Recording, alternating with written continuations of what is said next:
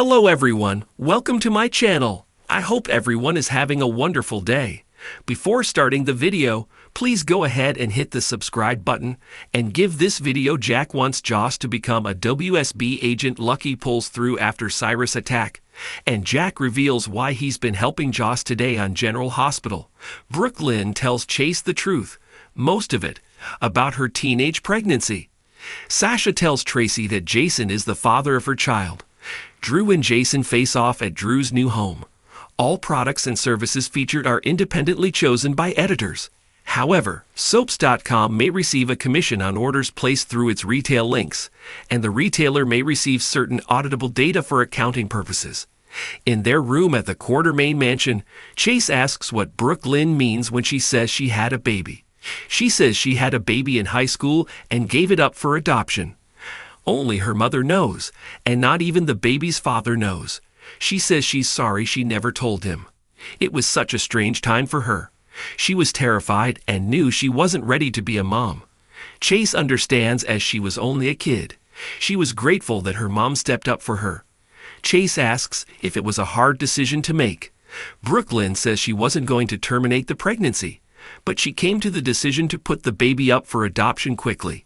However, she didn't want the rest of her family to find out, and she was overwhelmed as is, and didn't need judgment from her family. She says she went on tour with her mom, and Lois made all the arrangements. She never even saw her baby. Chase realizes she doesn't know if she had a boy or a girl, and how hard it must have been for her. She is shocked and asks, "Aren't you angry with me?" Chase says he is not angry at her at all. She feels she lied to him. But Chase says all she did was keep part of her past private. He says it's her past, and it happened to her, so she chooses who she shares it with. She can't believe he's not upset, as so many of their problems have been because of her lies. He again says it wasn't a lie, but asks why she told him now. She explains she couldn't let him keep beating himself up about her never experiencing pregnancy, and she's just kept this buried for so long. He thanks her for sharing this with him. Brooklyn says she loves him and trusts him with her life. He tells her, "Right back at you." They kiss. They snuggle in bed, and she feels stupid for not telling him sooner. She was afraid of how he'd react. He asks if she judges herself. She says she gave up her baby to give him or her a better life. He wonders if she ever thought about finding them. She's not sure that would be fair to them, but he believes having her in their life could only make it better. He says it's her decision, but if she wants to find her baby, he'll help her. In the kitchen, Tracy tells Sasha she wants to go over the hospital fundraiser menu and would like a cup of tea. Sasha gets on it and lets Tracy know a PI has been snooping around, and she thinks the PI is looking for dirt on Michael. She guesses she's working for Willow's lawyer. Tracy says, "Good guess, and thank for the intel." Sasha can tell Tracy is holding something back, so ask it. Tracy asks if her baby is Jason's, will they be getting married? Sasha assumes she wants to know if she's looking to make her baby an official Quartermain. Tracy said she happened to get pregnant not just by a Quartermain, but the favorite. No matter what he did, her mother adored Jason, and Monica loves him. Sasha states she wants nothing from the Quartermains and wants to raise her baby on her own. Tracy says the fact is the baby is a Quartermain if Jason is the father. At Drew's, Jason wants to call for a truce to honor Sam and for their kids. Drew wonders what has changed. Jason says Danny and Scout are siblings and need one another, so they must work together for the kids. Drew sees, "Because you are all about family?" Drew says he's always wondered what if Susan Moore chose him over Jason. He would have been raised a Quartermain and had a family. He would have loved to have had what Jason had, and all Jason did was hurt their parents over and over. Now Jason wants to come back to the family, so be it. Drew says he will be here with Scout, and Jason can have the Quartermains. Jason can't believe he keeps Scout from her brother. Drew says he is Scout's father, and he'll do what is best for her. Drew says Scout will have him, Willow, and her kids, and that's all she needs. He says he did everything for the Quartermains, and they turned their backs on him the minute he did something for himself. Drew says he has, so he doesn't need the family that goes with it. He then throws this hitman out. Jason returns home and enters the Quartermain kitchen to find Tracy pressing Sasha. Sasha breaks and tells Tracy, "Yes, Jason is the father. Are you happy?" She storms out, and Tracy looks at Jason and says, "I guess congratulations are in order." She hopes he's not planning on moving out. He assures her he's not, as this is Danny's home, and he needs stability. She is glad he is prioritizing his family and showing loyalty to this family because he is one of them. Jason suggests maybe not one she'll want around as Drew is coming after him. Tracy notes Drew is coming for all of them and likely convinced Willow to hire the PI. Jason knows the PI is trying to find something on Michael, and Drew thinks the family has turned against him. Tracy says that makes him the enemy, and she's so glad he is here. She welcomes Jason home. At the hospital, Isaiah tells Lucky's family that he is stable, but they don't yet know how much Digitalis he was given. They are monitoring him. Laura asks if they can see him. Isaiah says they can, and Laura tells Liz and Aiden to go first. Isaiah takes them to his room. In his room, Portia tells Lucky, once again played by Jonathan Jackson, to hang in there. Liz and Lucky visit Lucky, who is hooked up to monitors and tubes. Liz thanks him for saving her life, and Aiden tells his dad now he just has to wake up. Aiden admits it's been great having his dad back, so he has to wake up. Suddenly, the monitors begin to beep. In the hall, Laura tells Lulu about Cyrus' part in her liver failure, and she feels guilty as he's her brother. Lulu tells her mom that none of this is her fault.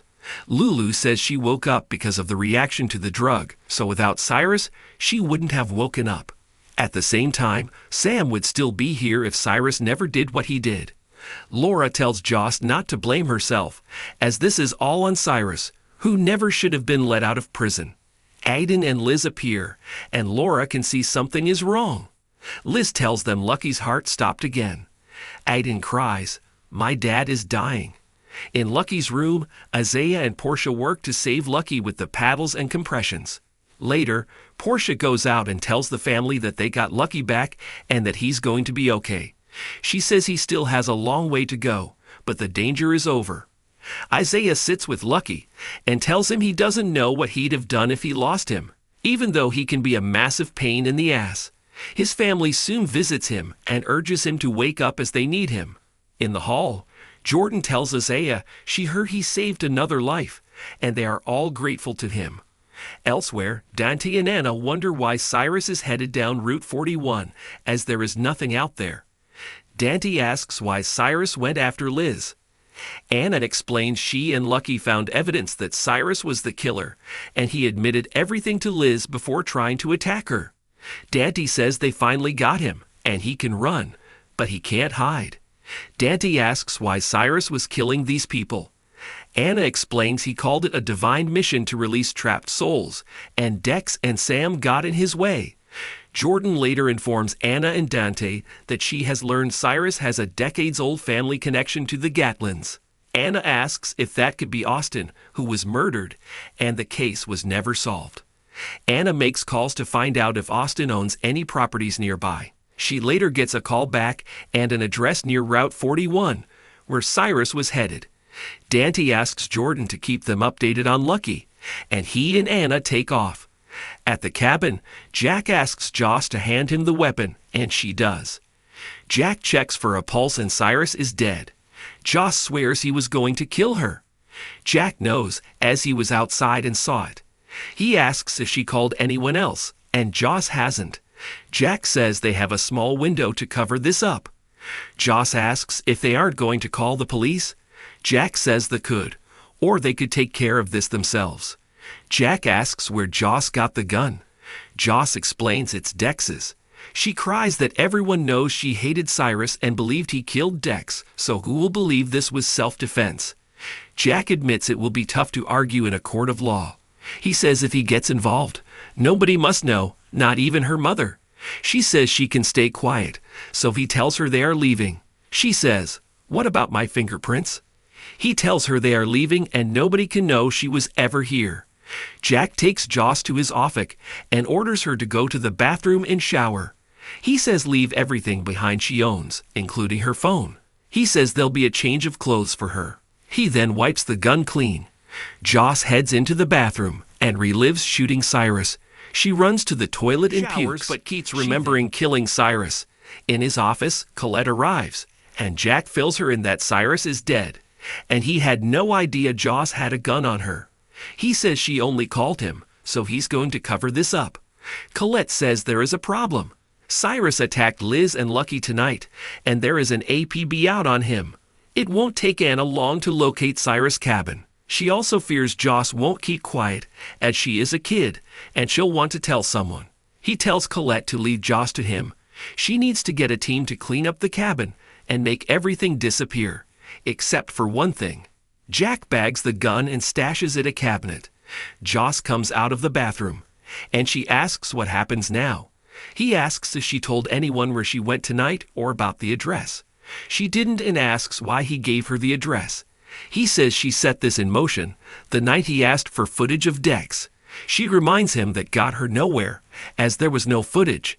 He admits there was, and shows her a photo of Cyrus attacking Dex. She asks why he didn't go to the police. He wanted to see what she would do.